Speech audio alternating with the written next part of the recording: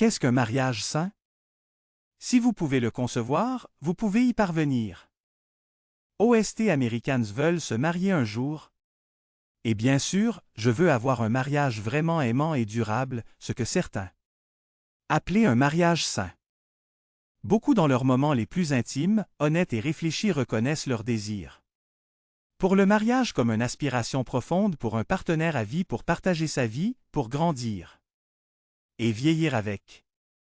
Avez-vous déjà remarqué comment les yeux et l'essence des gens s'allument quand ils disent « je me marie » ou comment les hommes feront référence à leurs femmes et les femmes à leurs maris avec une telle fierté et confiance que pour dire « j'ai ceci ». Personne spéciale dans ma vie à qui je suis aussi spécial pour? Certaines personnes chanceuses sont capables de observer ou même maintenir des mariages bons et sains. Cependant, trop ne ressentez jamais cet idéal profondément souhaité.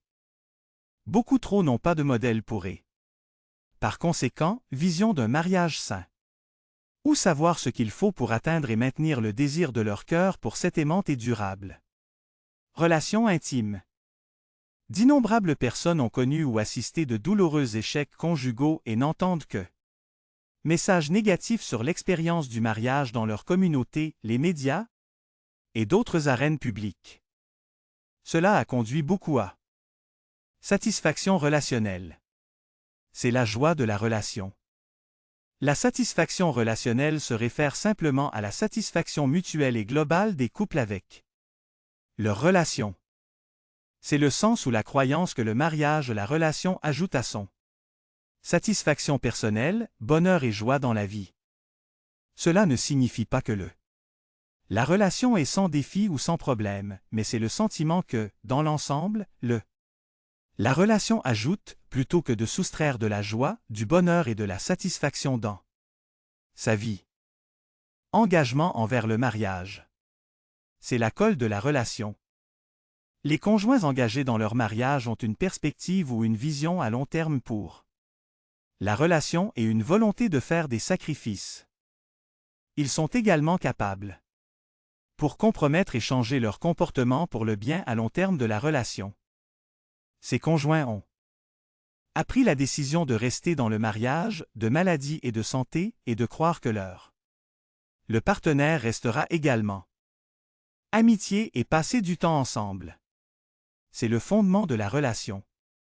C'est sur le rocher de l'amitié que les couples construisent un mariage sain. Les conjoints qui sont amis acceptent et respectent un autre et n'essayez pas de contrôler ou de se changer mutuellement. Ces conjoints d'amitié. Vraiment aimer les uns les autres et aimer passer du temps ensemble. Ils ont partagé intérêts, valeurs, visions et objectifs. Ces couples partagent également le pouvoir, les décisions, responsabilités et tâches dans la relation. Le temps passé ensemble est mutuellement suffisant et acceptable pour chaque conjoint. Intimité. C'est le cœur de la relation. L'intimité réelle du conjoint est la proximité physique, émotionnelle, intellectuelle et spirituelle. Satisfaisant mutuellement. C'est l'endroit où deux âmes se rencontrent. Cela signifie que les conjoints sont exprimant et expérimentant collectivement l'amour, les soins et l'affection les uns des autres. Il y a un sentiment de chaleur, de proximité et de connexion authentique entre eux. Confiance et honnêteté. Ce sont le cœur de la relation. Les maris et les épouses qui se font confiance croient que leur conjoint est honnête et peut faire confiance. Ils estiment que leur partenaire les traite équitablement et à juste titre. Ils savent que leur partenaire est fiable et qu'ils peuvent compter les uns sur les autres pour être là. Promis et aidé en cas de besoin.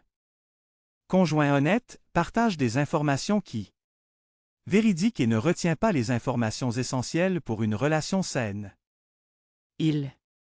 Fidélité. C'est la promesse de la relation. Les conjoints sont fidèles lorsqu'ils ne franchissent pas les frontières sexuelles ou émotionnelles avec les autres. En dehors du mariage. La fidélité sexuelle fait référence à des relations sexuelles exclusives avec son conjoint.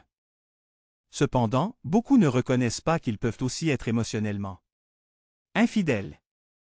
L'infidélité émotionnelle a 3 composantes. 1. Intimité émotionnelle, 2. Secret et 3. Chimie sexuelle avec quelqu'un en dehors du mariage. L'intimité émotionnelle est un lien profond et passionné avec une autre personne et peut inclure le condamné à cette personne des informations qui ne sont pas partagées avec le conjoint. Secret implique la retenue d'un conjoint comme pacte d'une relation avec un autre en dehors du mariage qui peut compromettre la relation avec le conjoint. La chimie sexuelle est avoir une attirance sexuelle pour une autre personne. Soutien c'est la prestation de soins de la relation. Le soutien est la main et le cœur que chaque partenaire offre à l'autre. Vivez, apprenez les leçons de la vie et continuez à grandir. Lorsque les conjoints soutiennent un autre, ils s'encouragent et s'entraident de manière innombrable. Chacun croit leur. Le conjoint est à la fois conscient et soutient ses objectifs et ses aspirations dans la vie. Les conjoints de soutien s'entraident également avec divers tâches, problèmes et défis, et ils sont fiers des réalisations de l'autre. Communication efficace. Ceci est le connecteur de la relation. Une communication efficace relie les pensées individuelles et partagées, les sentiments, expériences, rêves et défis des partenaires en relation par le biais de verbal et messages non verbaux. Communication est efficace lorsque les interactions entre les conjoints sont ouvertes, honnêtes et conscientées. Quand ce que les conjoints expriment, à la fois verbalement et non verbalement, est conforme à ce qu'ils réfléchir et ressentir vraiment. Il faut également que les conjoints s'écoutent vraiment les uns les autres et ressentent que ils sont entendus, compris et respectés les uns par les autres. Communication efficace exige que chaque conjoint ait de bonnes intentions. Par exemple, les intentions de communication sont exprimées lorsque l'on a l'intention de comprendre, de se connecter, encourager, autonomiser ou expliquer. Les mauvaises intentions de communication sont exprimées lorsque on a l'intention de contrôler, de manipuler, de gagner un argument ou d'insulter. Gestion efficace des ICT. Ceci est le protecteur de la relation. Les conflits dans les relations intimes sont inévitables et peuvent être sains. Pourtant, ça doit être bien géré si cette relation est de prospérer. Le conflit est bien géré lorsqu'il y a une tendance globale à résoudre conflits et résoudre des problèmes d'une manière mutuellement respectueuse et satisfaisante pour les deux conjoints. Si le conflit n'est pas géré efficacement, la relation se décomposera et décomposer avec le temps alors que la saleté du conflit non résolu continue de monter. Interaction non violente. Il s'agit du niveau minimal de paix requis dans une relation. Il n'y a pas de domestique. Violence dans un mariage sain. Dans le mariage, le mari et la femme peuvent être un auteur de violence et d'abus. Lorsque l'un ou l'autre conjoint est violent envers l'autre, le mariage n'est pas sain. Violence. Et les abus peuvent être physiques, comme frapper, psychologiques, comme appeler un partenaire stupide ou laid, ou sexuel, comme forcer le sexe non consensuel. La violence peut varier en gravité de l'attraction à l'homicide.